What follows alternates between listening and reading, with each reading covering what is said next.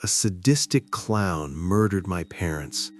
Then he forced me to paint his circus with their blood. He thought he was creating some kind of masterpiece of suffering, a monument to his own sick cruelty. What he created was me. He probably thought the story ended when I finally escaped his canvas of horror, but that's where my story really began. The first time I held a paintbrush, my hands were steady, my heart was full of light, and the world was just a kaleidoscope of brilliant color. The last time I held one as a child, my hands were slick with what he'd done to my parents, and the only color I could see was red. Before the circus, my life was like one of those sun-drenched landscape paintings. Our little house was nestled between two old oak trees, and Dad used to say we were being held in the gentle hands of the earth. My mom, she was the one who first put a brush in my hand. She wasn't an artist by trade, but she was one in her soul. She painted with this laugh in her eyes, turning empty canvases into vibrant gardens and swirling galaxies. She taught me that every color had a feeling. Yellow was the warmth of my dad's hand on my shoulder. Blue was the quiet comfort of reading a book with her on a rainy afternoon. Green was the smell of fresh-cut grass after Dad mowed the lawn, the smell that always meant summer was here. My father wasn't a painter, but he was the frame that held our masterpiece together. He built things. He built my playhouse in the backyard, the bookshelves that lined my bedroom walls. He built the life that kept us safe and warm. He always smelled of sawdust and quiet strength. On weekends, I'd sit on the floor of my mom's makeshift studio, the scent of turpentine and oil paints just filling the air, and I'd try to capture our world. I painted our scruffy dog Rusty with streaks of burnt sienna and ochre. I painted my mother's smile with dabs of bright, hopeful crimson. My world was made of cadmium yellow, ultramarine blue, and titanium white. Simple, pure. I remember this one afternoon, the sunlight was streaming through the window, catching the little dust motes as they danced in the air. Mom was humming a soft tune, her brush moving in this graceful rhythm across a big canvas. She was painting a field of sunflowers, their faces all turned towards a brilliant sun. She told me, art is about taking what's inside you, all the love and the light, and giving it a shape for the world to see. I was 14. I believed that art was only for love. I believed that life was only for light. I had no idea that some people paint with darkness. I had no concept of a canvas made of skin or of a paint that ran warmer than anything from a tube. I was just a kid, living in a masterpiece of a life, completely unaware that a monster with a painted smile was about to tear it all apart. The circus came to town the way a storm gathers on the horizon, quietly at first, then all at once. Faded, sun-bleached posters just appeared on telephone poles overnight, showing this grinning clown with a chipped tooth and eyes that seemed way too small for his face. Mr. Giggles' Carnival of Curiosities, they said. Fun so intense it'll change you forever. My parents, always trying to make me happy, thought it would be a perfect family outing. I didn't want to go. Something about that clown's smile just made my stomach clench. It wasn't a happy smile. It was the grin of a predator. But they insisted it would be fun, a last burst of summer before school started. I only remember that night in fractured pieces like a shattered mirror. The sickly sweet smell of burnt sugar and popcorn. The jarring, out-of-tune calliope music that drilled into your skull. The flashing lights of the rickety rides casting these long, dancing shadows. The main event was in the big top, and the ringmaster was Mr. Giggles himself. In person, he was even more unsettling. His white face paint was cracked around his eyes and mouth, and you could see glimpses of pale, sweaty skin underneath. His red smile was painted on way too wide, stretching unnaturally from ear to ear. He wasn't funny. He was a mockery of joy, a symbol of something just deeply wrong. The show was a blur of tired-looking acrobats and a mangy lion that wouldn't even jump through a hoop. Then Mr. Giggles announced the final act. And now, he boomed, his voice grating and loud, for a little audience participation, a tribute to the beauty of the family bond. He called my parents into the ring. They laughed, thinking it was all part of the act. My dad gave me a wink, my mom blew me a kiss. They stood in the center of the spotlight, smiling, completely unsuspecting. Mr. Giggles circled them like a shark, his oversized shoes slapping against the dirt floor. Then he pulled a long, wicked-looking knife from his jacket, the kind a knife thrower would use. The crowd chuckled, thinking it was a prop. He held it up to my mother's throat. Her smile vanished. My dad's face went stiff. The crowd's laughter died, replaced by this uneasy silence. The love between a mother and father is a beautiful thing, such a vibrant color. What happened next is a scream that's still trapped in my memory. It wasn't a show. It wasn't a trick. It was brutally, horribly real. He was fast and quiet, except for the wet, tearing sounds that will haunt me until the day I die. The crowd didn't even have time to react before it was over. There was just this collective gasp, a wave of horror that rippled through the tent, and then chaos. People screamed, scrambling over each other to get out, but the exits were blocked by other silent, smiling clowns. In the panic, I was knocked to the ground. The last thing I saw before everything went black was Mr. Giggles standing over my parents' bodies, his white face splattered with their lives, looking down at me with those two tiny, dead eyes. I woke up to the smell of rust and decay. I was in a cage, the kind they used for circus animals. The air was thick and heavy with the stench of unwashed bodies and something else, something metallic and sweet. My head was throbbing. Through the bars, I could see the big top, its striped canvas looking like a giant, grinning mouth against the bruised purple twilight. Mr. Giggles dragged me from the cage. He didn't say a word. He just pulled me by the arm, his grip like iron, his painted smile a grotesque mask in the gloom. He led me into the quiet, empty space of the main tent. It was different now. In the center of the ring, right where my parents had died, there were two large industrial vats and a bunch of empty paint cans. The ground around them was dark with a deep, sickening stain. "Every artist needs their materials," Mr. Giggles said, his voice a low whisper that slithered right into my ear. "And every circus needs a little redecorating. You, my boy, are a painter, and I have gotten you the finest pigments." He gestured towards the vats. The world just tilted. I understood. The screams that had been building inside my chest finally tore their way out, raw and ragged. He just laughed, a short barking sound with no humor in it. He slapped me hard across the face. "None of that," he hissed. "Artists do not cry, they create." He handed me a paintbrush, a brand new one. "The circus is old," he said, waving a hand around the tent. "The support beams are faded, the signs are peeling. It needs a fresh coat, a personal touch, your personal touch." He forced the brush into my hand and pushed me towards a small can filled with a thick, dark red liquid. "Start with the main support poles," he commanded. "A nice, bold crimson to start. A color of love, don't you think?" I just stood there, frozen. The brush was trembling in my hand, my mind was screaming, but my body wouldn't obey. He saw me hesitate. He sighed, this big, theatrical, impatient sound. "Ah, you need motivation."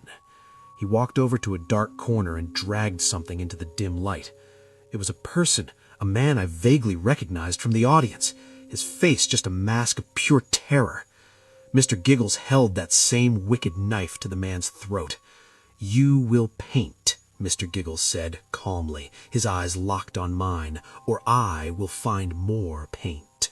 The choice is yours." My body moved without me. My hand, guided by a terror so deep it just bypassed thought, dipped the brush into the can. The paint was warm. It was thick and clotted, not smooth like the paints my mother used. It smelled of iron and life and death. I lifted the brush to the giant wooden pole in front of me. My arm moved, leaving a wet, glistening scarlet streak on the faded wood. That's how it started. For days, maybe weeks, I lost all track of time. That tent was my world. My studio, my prison, my hell. Mr. Giggles would bring me my paints, a fresh supply gathered from anyone unlucky enough to stumble upon the hidden carnival. He would just stand there and watch me, sometimes for hours, his head tilted like he was studying my technique. My mind started to break. To survive, I had to disconnect. I became a machine. Dipped the brush, spread the color. I focused on the movement, forcing myself not to think about where the paint came from. I made this blank space in my head where nothing could touch me. I thought about my mother's studio, the smell of turpentine, the feel of a clean brush. I pretended I was mixing blue for a sky, not spreading a person's life onto a wooden beam. But it was a fragile defense. It shattered every time I had to start a new can, a new color, a new victim memorialized in my grotesque art. He made me use every part, mixing in bone dust for texture, using sinew to bind the pigments. He was a master of his horrific craft, and he was making me his apprentice. One day he brought me a small, delicate brush. He said, "For the detail work," with this genuine excitement in his voice. He pointed to the big, garish sign above the entrance, Mr. Giggles' Carnival of Curiosities. The clown face on it was faded. "My smile," he said, "it needs to be refreshed, and I want you to do it with the very best." He led me to a special can he'd kept separate. The color was a brighter, more vibrant crimson than the others. "Your mother's love," he whispered, "and your father's strength, a perfect combination." Something inside me snapped. The blank canvas in my mind ripped apart, and the full crushing horror of what I was doing came crashing down. I dropped the brush. "No," I choked out. The word was barely a whisper. "No more." His painted smile tightened. "Oh, but this is the final piece, the signature on our masterpiece." He grabbed me, his fingers digging into my shoulders, and forced me to look at the sign. "Paint," he commanded, his voice dropping into a deadly low tone, "or I will find a way to make you wish you had." That refusal was just a tiny spark, but it was enough. As Mr. Giggles tried to force the brush into my hand, I twisted away, shoving that can of paint with all my might. It fell, its contents spilling across the dirt floor in a sick, accusatory puddle. His face, for the very first time, lost its painted calm. Pure rage flashed in his eyes, and that single moment was my only chance. I ran. I didn't think, I didn't plan, I just ran. Out of the big top, past the empty cages. I scrambled over a rickety fence and just plunged into the woods. I could hear him screaming behind me, a sound of pure fury. "My masterpiece! You've ruined my masterpiece!" I ran until my lungs burned and my legs gave out. I just collapsed in a heap of mud and leaves and lay there for hours, listening, expecting to hear his giant shoes crashing through the trees. But there was only silence. The circus was gone. I stumbled out of the woods onto a highway, and a trucker found me. The days that followed were a blur of police, hospitals, and social workers. I was a ghost, a hollowed-out shell of a boy. What I'd seen, what I'd been forced to do, it was a stain on my soul you just can't wash away. They said I had profound PTSD, a label that felt like a joke. The nightmares were the worst part. Every night I was back in that tent, with that coppery smell in my nose and that warm, thick liquid on my hands. I'd see Mr. Giggles' smiling face, hear his whispered instructions. I'd wake up screaming, drenched in sweat, my hands clenched into fists, half expecting to find a paintbrush in them. They tried therapy. They tried talking. They even tried art therapy. That was a mistake. The moment they put a brush in my hand and I saw that palette of colors, I just broke. The smell of the paint, the feel of the bristles, it wasn't a tool for healing, it was the weapon. I shattered the easel, threw the paints against the wall, and just watched the red acrylic drip down in thick, familiar lines. They stopped trying to make me paint after that. I was passed from one foster home to another. I was the quiet, broken boy who stared at walls and flinched at loud noises or sudden smiles. I couldn't connect with anyone. How could I? Their world was still sunshine yellow and sky blue. Mine was painted in 50 shades of drying blood. Years passed. The nightmares faded from every night to just every week. The raw, screaming wound of my past finally scabbed over into a deep, ugly scar. I learned to function, finished high school, got a small apartment, a dead-end job. I was alive, but I wasn't living. Just a ghost haunting the edges of my own life. The change started slowly. It started with the color red. I found myself drawn to it. The red of a stoplight, the deep crimson of a sunset, the bright flash of a cardinal in a winter tree. It didn't scare me anymore. It resonated.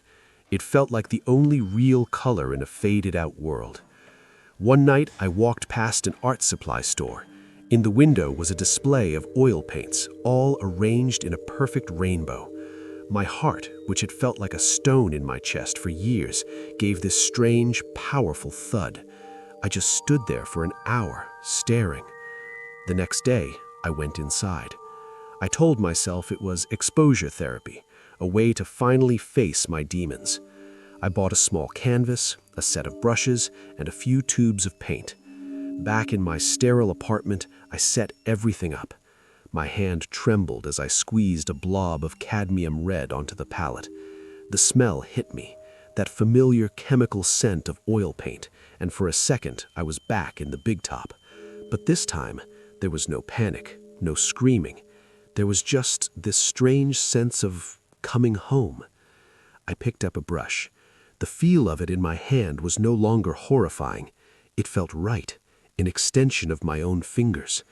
I touched the brush to the red paint and then to the canvas. I made a single vertical stroke, just like the first one on that wooden pole. And the dam broke. But it wasn't grief or terror that poured out. It was something else. Rage, power, hunger. I kept painting, my movements getting more frantic, more certain. I wasn't painting sunflowers. I was painting my nightmares. The grinning face of Mr. Giggles, the terror in a victim's eyes, the dark, cavernous tent. I wasn't conquering my trauma. I was embracing it. I was giving it a shape. When I finished, I stepped back. The canvas was a chaotic masterpiece of horror, and I felt calm. For the first time in a decade, the screaming in my head had stopped. I'd found a way to silence it by giving it a voice. But it wasn't enough. The still image on the canvas was a pale imitation of the real thing. It lacked the warmth, the texture, the life. My mother taught me that art was about putting the light inside you out into the world. Mr. Giggles taught me what real art was made of. He planted a seed of monstrous creation inside me, and in the sterile quiet of my lonely life, it had finally taken root. That night, I threw the canvas away. I threw away the oil paints. They were a cheap substitute. I kept the brushes. An artist is nothing without his tools. Mr. Giggles thought he was the artist, and I was just his paintbrush. He was wrong. He wasn't an artist. He was a teacher. He taught me a new palette. He showed me where to find the most vibrant pigments, hidden away inside boring, ordinary people. He thought he was creating a broken victim.